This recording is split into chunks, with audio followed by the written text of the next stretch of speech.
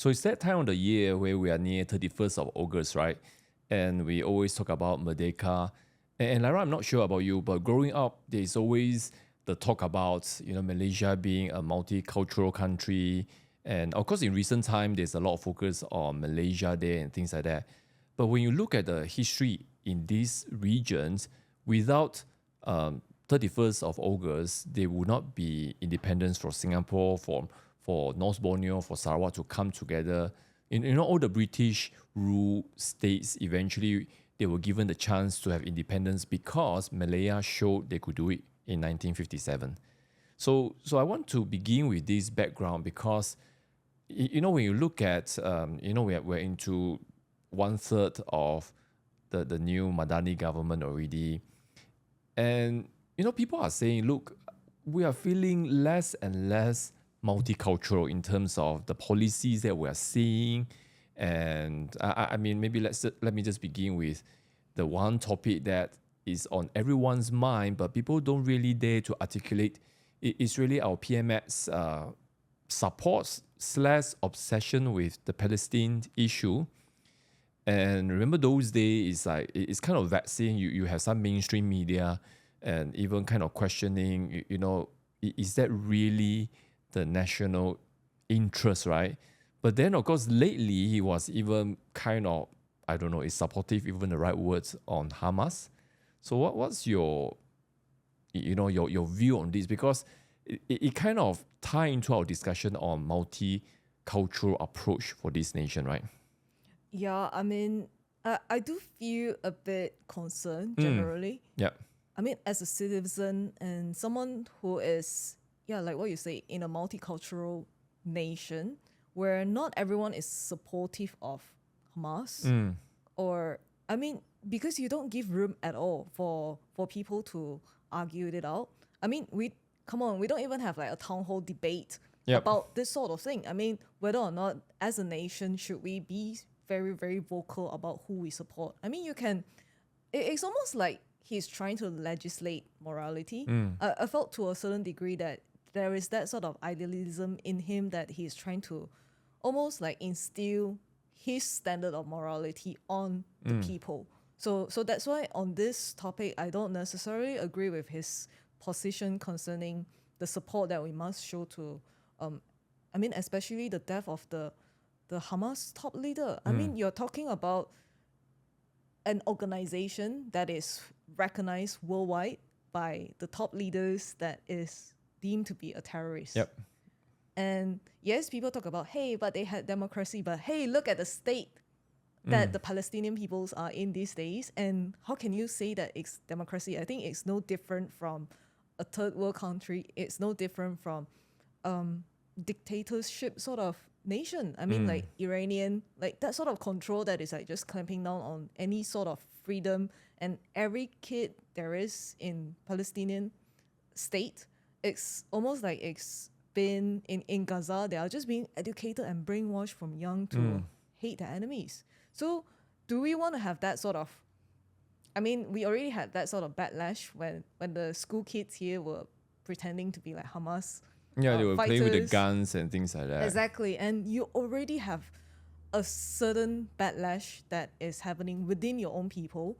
So I think the government should really think about, hey, am I really doing the right thing to appeal to a nation that is of multicultural dimension and different demographic? Because you're just appealing to one group that doesn't seem to reciprocate your love, your cause.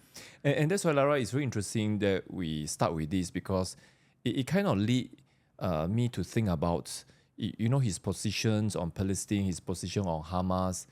Is it due to him wanting to court the so-called Malay Muslim vote, or is it really his personal position?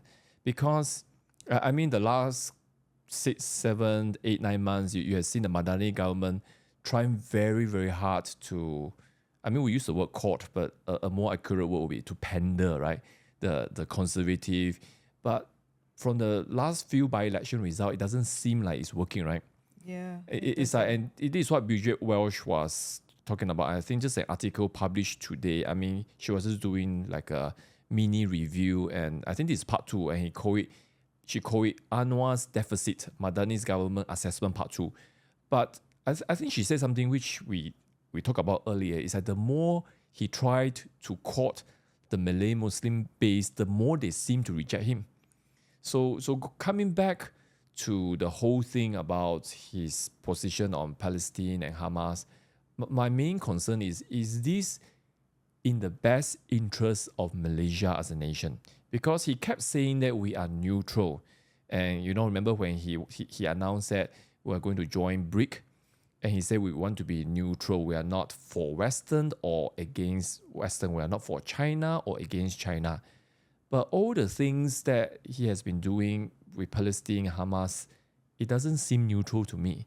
And in fact, remember a few months ago, there was the sanction officer who came from US. Of course, that time we're just saying it seems like a hint. Now, although sanction, of course, is not against a country, Malaysia, not in near future will be sanctioned because the West needs Malaysia as a buffer. But they were sanctioning some private firm and things like that, kind of like a warning.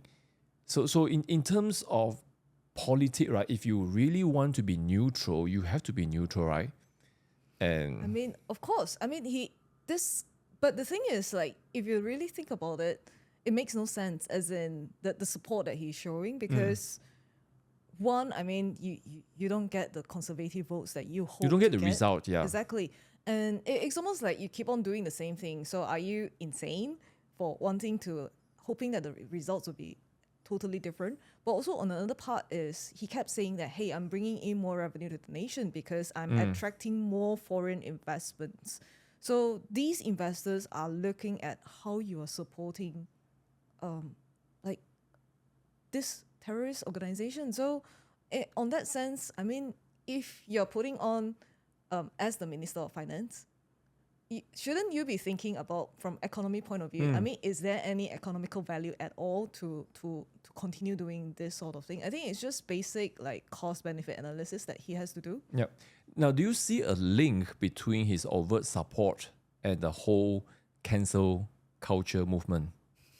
Yeah, I suppose. I mean, we have some, McDonald's and things like that, the BDS and things like that. So, of course, they are not linked with government, and they say this boycott is a grassroots movement. But when you kind of come out and very much against Israel, very much against the West in a more indirect way, are you not encouraging people? Because that's really a playbook from the Marxists. It's like if you demonize an issue enough, people will demonize it. If you support an issue enough, people will support it.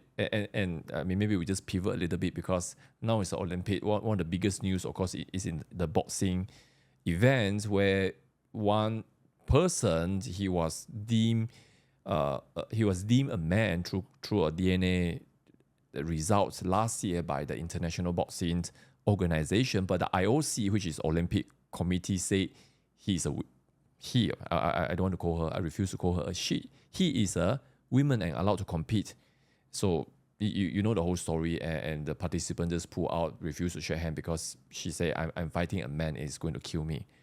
And so we were just talking about, right, I mean, how people get desensitized. Like we've seen so many movies, right? Superhero female can tackle 10 guys and things like that. But biologically, it's not realistic, It's like, hello, this is not Black Widow and things like that. Even Black Widow, I mean, of course, the way she can fight and things like that. But it's more her wit, her tactic and things like that. So do you feel like, and I know we're kind of going into a tangent, but this is how people are conditioned to certain kind of belief and behavior. Yeah, I think, and definitely based on what he's showing, I think it encourages peer pressure even more, that people should continue to do it because it is deemed to be right. And especially when a prime minister is saying that it is right to do so, you're just continuing the sort of support that you hope to get from these people. Correct. But it's almost like what you were saying, it's like you're unhumanizing them so that they don't begin to think about what's good for the nation. So I think the idea of nation building doesn't seem to be like on top of his mind when he is really, really going about all this sort of agenda that seems to appeal to a certain people group. But I can't help but think that, because I mean, I was just thinking about the article that Sisters in Islam that they did, I think last year, and they were just talking about him being brought in by Mahathir because of his It was from influence. Abim, right? Those days. Yeah, and also because he was also influenced by the Iranian Revolution back in 1979.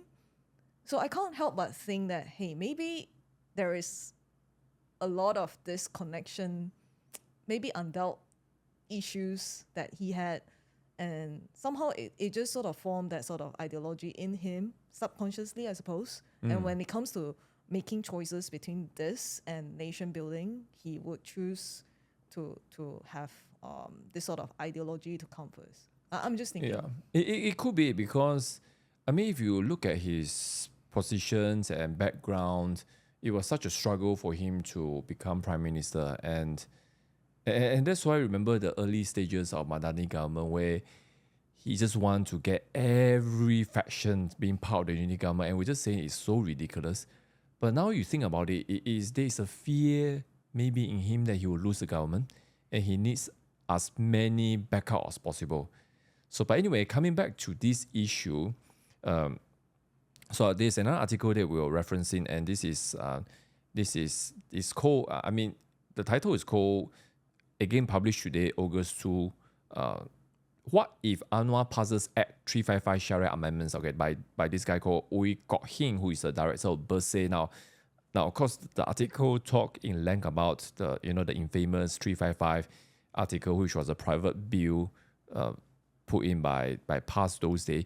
But in structuring the article, he taught a lot of things outside 355 and talking about what kind of support is our prime minister looking for. And so one of the discussion point people are saying is that when you look at green wave in a very general sense, this is according to one researcher from Japan, that green wave is actually a vote against corruption, against UMNO. So when Madani chose to align with UMNO, that's why you are not gaining their vote. I mean, what do you think of that? Is it really more corruption, or is it still, the Perikatan Nasional, we're talking about Sabri's government, Muhyiddin's government, Malay, Muslim centric? Is it because people are more drawn to that, or they look at Madani and say you are not really serious about corruption? Yeah, I mean, I would tend to agree with his assessment that it is more reflective of the mood that people are having, especially when you are talking about convicting a former prime minister. And there's a lot of outrage concerning the reduction in the sentencing and things like that. Yep. So I felt like in a lot of ways that is very, very telling that people are actually very, very unhappy that you are being very lenient about the whole thing, your whole approach about corruption. So and also putting, yes, that, I mean, we have discussed at length about appointment of DPM from UMNO, which is necessary, but I felt like you could also utilize the whole situation as well, leverage on the whole situation and turn your foes into someone who is really, really for the nation building and sort of like building a legacy. I guess you kind of have to be very bold in trying something different, because if you're all about reform, then you should do something that is quite drastic, literally like a shock therapy, like what Javi Milei did to Argentina. So I mean, the whole nation is beginning to see the fruit of that shock therapy, with the inflation like really, really going down. Yeah, interesting that you talk about Javi Milei in Argentina, where the inflation really went off the roof, and after he became president, he really imposed very, very strict measures, and it brought it to double digit down for the first time. And here's the thing I think differentiate him is he came into the election campaign and said, this is what I'm going to do. If you vote for me, you're voting for the chainsaw guy. And he even did it in the first few rally. And it's like, I'm going to give you poison. And he won. And And that's the thing I feel the disconnection with the Madani government is we're not even seeing a brief reflection of what is being promised in the campaign. Now, of course, they will come out and say, oh, Madani government is not what we campaign. We campaign under Harapan and we couldn't form. I mean, I get that. But even then, you should at least look like some sort of deformed stepchild. But you are not even. You look like an alien at the moment. And we're just talking about how, everyone knows the economy is tough. Everyone knows sacrifices need to be made. But I think not enough communication is done by the government. I mean, we're the Minister of Truth. I don't know how to describe him. It's like he doesn't say things which encourages and mobilizes people, because you should communicate to people. You should try to make people understand why there's a sacrifices needed. So there's still that little Napoleon mindset, I feel, coming from the civil service and things like that. We had to cut subsidy because no money. That's it. Take it or leave it. You don't talk about, and we talk about how it is different with someone like JFK when he wanted to go into the race to moon. And he knew at that time that US was behind Russia from a technological point of view. So at Rice University, he made the famous speech, it's like, you don't ask what the country can do for you, but ask yourself what you can do. And he encouraged so many people to go into STEMs. So in 10 years' time, they reached moon. When Neil Armstrong landed, what's the most amazing thing was that NASA Control Center, more than 90% of the people are under 30 years old. So impressive. Because 10 years ago, he inspired a whole range of people to sacrifice themselves. So I feel that messaging is not happening in Malaysia. Yeah, I think it's really a season of endurance. That at the end of the day, if you want to have reform, you need to train a whole group of people who can really endure the long race. And we know that we're not in it for a sprint. Yep. We know that we have to be in. I mean, like KT in US, she just literally want to go for 1,500 meter, which is super impressive. You have to really, really endure that sort of going in, going out, going in, and really swim the whole race. So I think in Malaysia, we lack endurance. Yeah, and that's the thing, that the strong communication. I mean, even if you look at someone like Barack Obama, and after his 2 terms, yes, there's a lot of analysis, not much was done and things like that. But you can't take away his ability to inspire people. Change, we all can believe in. And for the first few years, everyone believed in that. And that is what is lacking in Malaysia, I feel. I mean, at least you have to try to galvanize people to that position. And which brings me back to how we started. And I think we're going to end with this already. Because 31st of August, we talk about multicultural, we talk about different races. Now, of course, Sarawak is doing their own thing. They have English, they think, but still, at the end of the day, we're looking at the whole nation. Why are you continuing to flog the dead horse? And I want to refer back to kind of Bridget Welsh, because she kind of do a pretty interesting analysis on why the Malay kind of reject him. But here's the kind of the main point. And she said, the more the Anwar government courts Malay, the more it is being rejected. So a few examples. Even appeal to civil servants, he gives salary increment. It hasn't changed the support. Then another thing which she pointed out, which is very interesting, is the recent citizen amendment, in the constitution. Basically, you see a lot of civil rights organizations came out and they are not very, very happy, because that is basically, she used the word, is policies advocated by conservative deep state. So in other words, he is using a policy which he thinks will pander the most to the Malay, and it didn't work. So that's why in the long run, you are kind of giving up your reform foundation. And I was just talking to another friend the other day. I say, what is the worst thing that can happen is when Harapan supporters say, I couldn't be bothered anymore. I mean, that would be game over for Madani. No, not for Madani. Game over for Anwar, for DAP.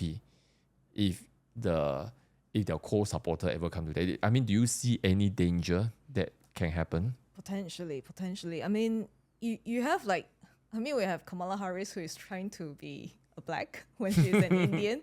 So I don't think, I mean, with the awareness really, really growing more and more in the voters' mindset, I don't think that sort of appeal would really, I mean, unless you're really, really just appealing to low information voters, that's all.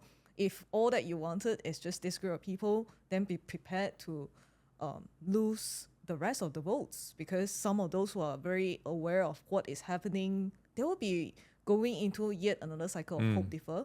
So I really, really don't hope that our Prime Minister will suffer the same sort of defeat and things like that. But then, so I'm just thinking, I mean, what makes President Trump so appealing to a whole group of people is that he is very consistent in the way that he's delivering his speech. And no matter the crowd, his speech is always like almost the same thing. The content is almost the same. I mean, the way of delivery might be a bit different, but then the content, the sort of non-political correctness, it's almost evident in every different kind of speech. So I think our Prime Minister should learn a bit from him. Yeah, it's really like you have to solve problems, and that is one of the big issue with all the political elite. When you look at the British government, the Tories rule for 12 years, and they get very little done, and people are not happy. You know, people voted for Brexit, and you do a fake Brexit. You know, this kind of thing. So it's really, at the end of the day, it's a performance. And right now in Malaysia, people are looking for economic, not solution. I'll say they're looking for some way out, because it's really getting a bit out of control. And the government doesn't seem to be on top. I guess the perception is the government is more interested in all the pandering, all the ideologue issue, you know, the Palestine, the Hamas issue, and social media issue. You know, it's like where they couldn't control the narrative, let's control the news, clamping down and things like that. So we are not even getting there yet, you know, with the new social media. They need a minister of truth who can communicate very, very eloquently and very much to a layman's perspective. You know, like every people down, all the way down to school kids, they will be able to understand it. I think if they are able to communicate all the way down and get the support from every level of society, I think that would be a huge win for them. Yeah, I guess Fahmi is not really the guy. I mean, it's like, I mean, he looks like a nice guy, but I remember one of the opinion column kind of compare him to, you know, comical Ali, you know, from the Iraq war.